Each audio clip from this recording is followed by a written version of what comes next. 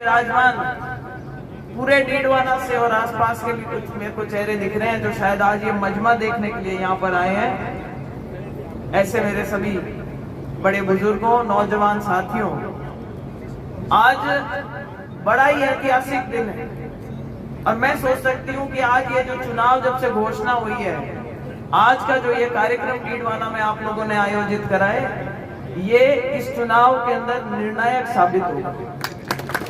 इसको एक दिशा देगा। आज ये जो माहौल आज यहाँ से डीडवाना से उठ करके जाएगा, मुझे इसको पूरा विश्वास है कि इसका नागौर में लोकसभा में पूरा फायदा हमें भारतीय जनता पार्टी को मजबूत करने के लिए मिलेगा। तो पहले तो आप लोगों को बहुत बहुत साधुवाद जो आपने आज ये मीटिंग यहाँ पे ऑर्गेनाइज कराई। आप सबने जो समर्थन दिया उसके लिए आपका तहे दिल से, हृदय की गहराइयों से आप लोगों का बहुत बहुत साधुवाद, धन्यवाद अर्पित करना चाहूँगा। अब कोई लंबे भाषण का भी समय नहीं है, लेकिन 2-3 बातों का खुलासा मैं करना चाहूंगी यहाँ से कि ये इस बार चुनाव कुछ, वैसे तो नागौर का चुनाव हर एक चुनाव ही रोचक होता है, कुछ ना कुछ यहाँ पे जब तक कहानी में ट्विस्ट नहीं हो तब तक मजा नहीं आता। तो इस बार भी चुनाव में ये हुआ है कि 2 जने सामने साथ मिलकर के और मेरे सामने चुनाव लड़। अभी जैसा रामकरण जी पायली साहब ने बोला था, मैं सिर्फ ये कहना चाहूंगी कि 2009 से और 14 का जो मेरा कार्यकाल था, आप लोगों का बहुत बड़ा समर्थन रहा था मुझे, और मैंने बहुत ईमानदारी से प्रयास किया था कि अपने लोगों के लिए काम करूं, मेहनत करूं।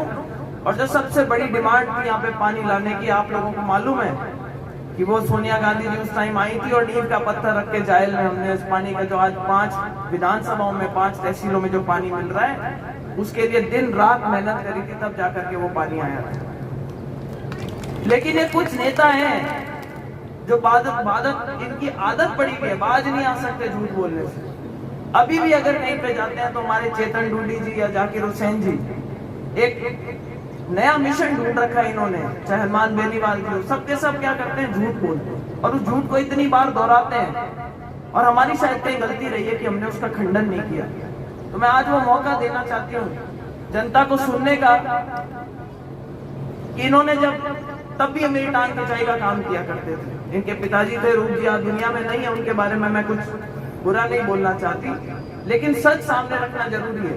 ये जगह जगह जाकर के कहते थे कि हम गए इसके पास में, ज्ञापन लेकर के गए कि नहर का पानी लेकर के आना है और इसने साइन करने से मना कर दिया।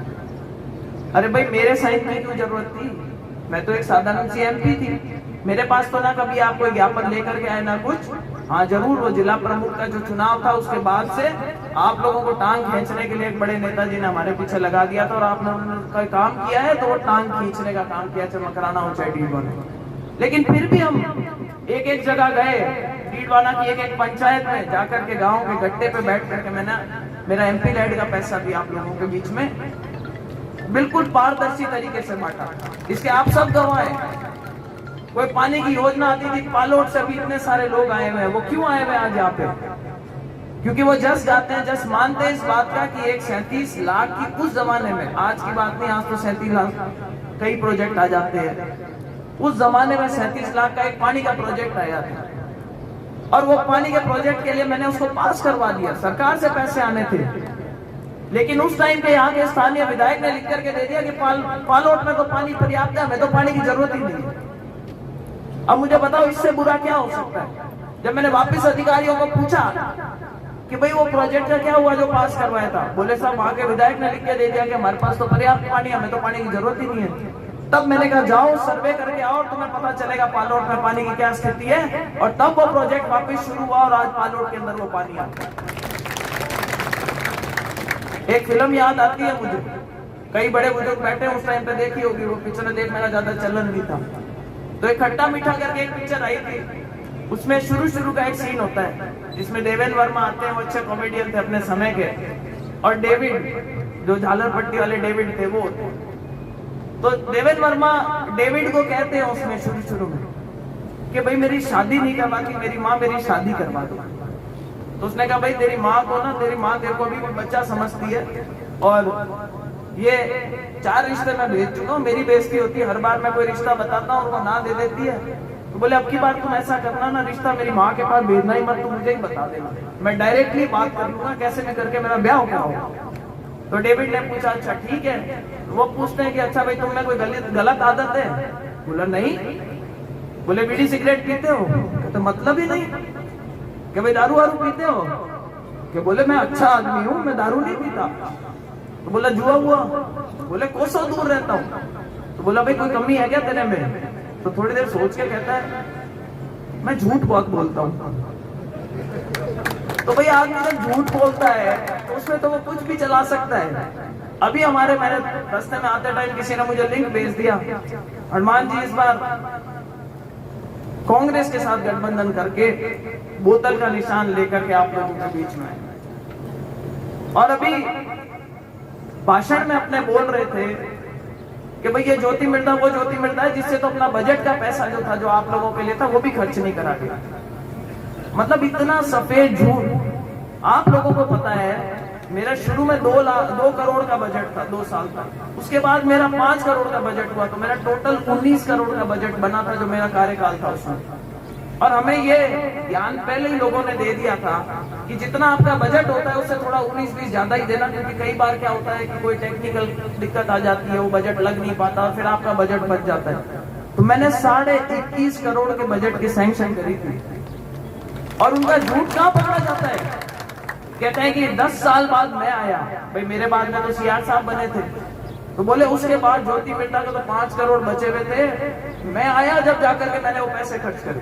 अब कोई बताया कि भाई मेरे तो बीच में 5 साल तक आदरणीय सीआर चौधरी जी मंत्री भी रहे और उन्होंने भी अपना बजट इस्तेमाल कर दिया। तो मतलब पहले ये कहा करते थे कि बजट लैप्स हो गया, फिर इनको किसी ज्ञानी ने बताया कि यार पढ़े लिखे हो, डिग्री तो आपके पास भी लॉयर की है, बोलो तो कोई ऐसा झूठ तो बोलो जो चल जाए। तो बोले कि ठीक है, क्योंकि एमपी लाइट का पैसा लैप्स नहीं होता कभी भी। तो फिर अब उन्होंने नई एक कहानी, ये झूठ के जनरेटर है इनके, अगर मैं कहूँ कि तार लगा दो ना 2, तो ये इतनी बत्तियां झुकाते, झूठ बोल बोल करके गांव के अंदर रोशनी करते। इतना इन्होंने अपना काम चलाया और पब्लिक को बेवकूफ बनाने का काम किया। अभी भी कई जगह अभी क्या भाषण दे रहे थे कि बोले अब की बार और भी बढ़िया है, अब की बार बोतल का चिन्ह आया है और हाथ में जब बोतल हो, तो मैंने कहा भाई हाथ में जब बोतल हो तो सबको काला ही होता है। भाई शौक पूरा कर सकते हो लेकिन समाज का कल्याण नहीं हो सकता हाथ में जब बोतल होती है।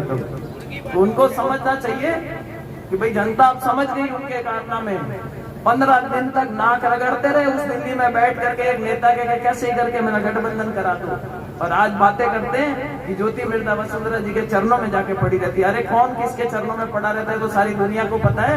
मैंने नाक नपवाई थी उनकी, रगड़ के आधा इंच छोटी हो रखी है दिल्ली में अपना टिकट लेने के चक्कर में, सिर्फ ये गठबंधन कराने के लिए। और जो गलती भारतीय जनता पार्टी ने करी थी कि पहले बहुत प्रयास किया इन्होंने कि भारतीय जनता पार्टी के साथ गठबंधन कर लूं, तो उन्होंने तो इतने हाथ जोड़ के कहा बापूड़ा मान दो, बख्श दो।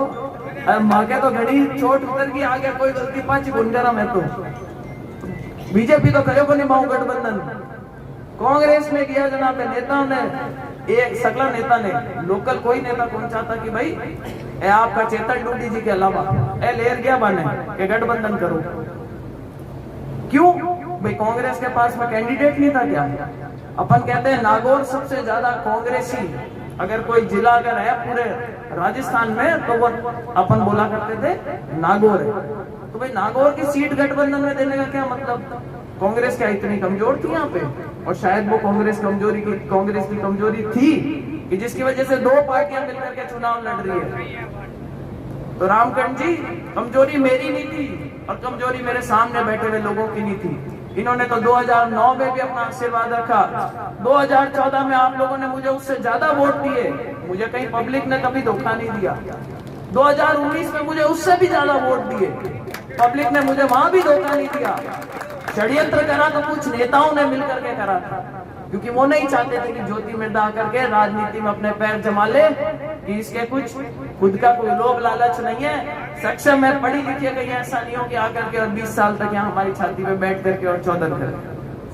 तो ये पब्लिक अब समझ गई है, नागौर की जनता समझ चुकी है। और जैसा भाव आप लोगों के आज मन में है ना, इस तरीके का भाव मैं आज दौरे कर रही हूँ, पंचायत के दौरे कर रही हूँ। आज मैं जायल के दौरे छोड़ करके आप लोगों के बीच में आई हूँ और अभी वापस जाकर अपना कार्यक्रम जारी रखूंगी। जहां जाते हैं वहां पर ये लोगों के मन में इस बार कहीं ना कहीं इस बात की टीस भी है कि सब मिलकर के हराने के लिए पहुंच जाते हैं। पर जब मेरे रुखवाले आप जैसे लोग बैठे हो तो मुझे नहीं लगता कि इस बार इनकी पार पड़ेगी। ये आपको मेरी 4 पुश्तें आ रही है। आज मैंने यहाँ आने से पहले कार्यक्रम में बलदेव राम जी के माला अर्पण करके, और जिनको आप इतने मान सम्मान के साथ में याद करते हैं, 36 कौम के लोग यहाँ पे बैठे हैं। मैं आपको विश्वास दिलाती हूँ कि भाई मेरे परिवार ने कभी किसी के चुगने का प्रयास नहीं किया। हमने हुआ तो अच्छा ही करा, नहीं हुआ तो छोड़ दिया, बुरा किसी का नहीं करा। आगे भी नीति ऐसी रहेगी। बड़े प्रोजेक्ट आने का हमारे, देखो जब सरकार लय में चलती है तो उस चीज का फायदा सबको मिलता है। आज विधानसभा में जो भी समीकरण रहे हो नीडवाना में, हर चुनाव का अपना एक समीकरण होता है और ये बड़ा चुनाव होता है। और यही सोच करके कि शायद आज वो सारे लोग यहाँ पर इकट्ठे हुए हैं, ये बड़ा चुनाव है, इसके अंदर मुझे मालूम नहीं देश की तो रीति नीति का दिशा तय होगी। नागौर की राजनीति किस दिशा में जाएगी, ये भी निर्णायक होगा मेरी नजर में ये चुनाव। मेरा आप लोगों से हाथ जोड़ करके निवेदन है, मैं सब जगह नहीं पहुंच पाऊंगी। लगभग 2 दिन का समय एक विधानसभा में मिलेगा। मेरी तरफ से तो आप लोगों को जाना पड़ेगा, दूध बन के जाना पड़ेगा, वोट मांगने पड़ेंगे। पर एक आश्वासन आपको देती हूँ कि यदि मेरे नाम से किसी ने वोट मांगे तो भाई उसको और बार नहीं आने दूंगी। इस बात का आपको विश्वास इस मंच से दिला देगा। और 19 तारीख तक की तो घोड़ाउन आपकी है, और 19 तारीख को अगर आपके आशीर्वाद से लोकसभा पहुंच जाऊं तो ये और विश्वास दिलाती हूँ कि 5 साल मेहनत करके और आप लोगों के दिलों में जो आज भावना है उस भावना को दोगुना करने का प्रयास करूंगी। ये भी विश्वास मैं आपको इस मंच से दिलाना चाहता हूं। तो अब लंबा भाषण नहीं दूंगी। बहुत साधुवाद है सब लोगों को जिन्होंने आज मुझे समर्थन दिया, सभी समाज के उन भाइयों को जो आज आगे बढ़ करके आए और मेरे समर्थन में आकर के भारतीय जनता पार्टी को मजबूत करने की बात कर रहे हैं। यही जोश 19 तारीख तक अपना कायम रखें और भाई जिता करके भेजें। उसके बाद जिम्मेदारी मेरी रहेगी। राम राम साथ, जय हिंद। एक जोरदार जयकारा लगाएं।